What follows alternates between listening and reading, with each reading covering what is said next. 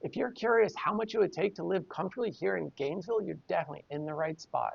This article recently broke down what it would take for a family of 4 to live comfortably across the United States. That national average was actually $241,000. For the state of Florida, it was closer to $218,000. I thought we would break down some of the numbers so you would know exactly what it would take and how much you would need to earn to live comfortably here in Gainesville with a family of 4.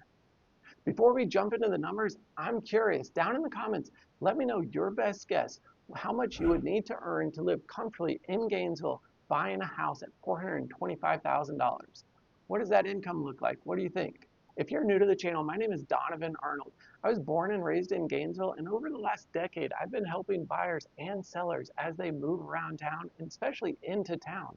Recently, this conversation has been coming up a lot because I deal with a lot of people who are relocating and brand new to Gainesville. For one reason or another, the expectation is that Gainesville is a relatively cheap place to live.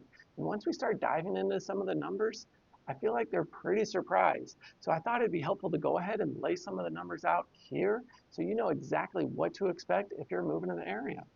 To keep things simple, I looked at 3 different things: the median and average sales price here in Alachua County, and then what those numbers actually mean for your monthly payment, and then again, what the household income would need to be to afford those things. To keep things even across the board, we'll use the 30% rule, which states no more than 30% of your gross income is going towards housing. We'll also factor in a 6.6% interest rate on a 30-year mortgage with 5% down. So the most recent stats here in Alachua County showed our median home sales price was right at $360,000. Then the average sales price was closer to $425,000. We'll start with a household income of $75,000 and work our way up.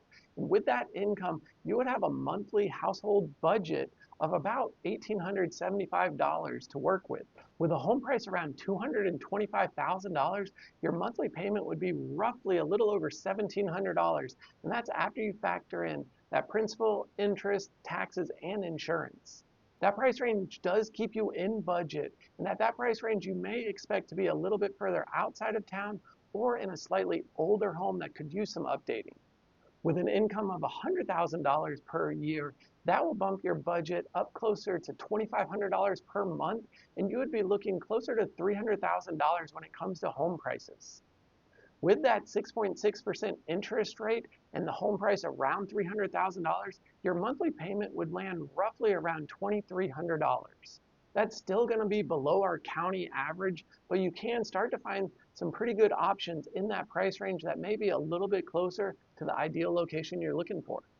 With an income between $125,000 and $130,000, that monthly housing budget is going to jump up closer to $3,200 per month. Now that'll put you in range home prices that'll be roughly $375,000 on up close to $400,000, and your monthly payment in that range is going to be right around $3,000 per month. In this price range is where we see the options start to open up a bit and buyers making fewer and fewer sacrifices. But here's the truth. You really don't need $218,000 to live comfortably here in Gainesville. If you're in that $115,000 to $130,000, you're going to have a lot of solid options, especially if you're focused in on location, maybe schools are really important to you, or proximity to work. But that is the gap. On paper, Gainesville can look pretty affordable, but once you dissect all of the numbers, it definitely adds up and can feel like it gets expensive fast. Over all the years, what I've learned about affordability is it's not really about chasing a number. It is about setting expectations. Moving to a new area is difficult, and it's going to be important that you get acclimated to what the costs actually are in that new town. So the sooner you start doing the research, finding out the numbers, and then determining exactly what's important to you, whether it's school, location, distance to work, all of those factors, the earlier you can do that, the better. Now, if you're not really sure where to start, feel free, give me a call, shoot me a text, or send me an email. Let me know what questions you have. I'm happy to help. And in the meantime, if you want to learn more about great Gainesville neighborhoods, you'll want to go ahead and watch this video where I drive you around town and share with you exactly what you can expect if you're moving to the area.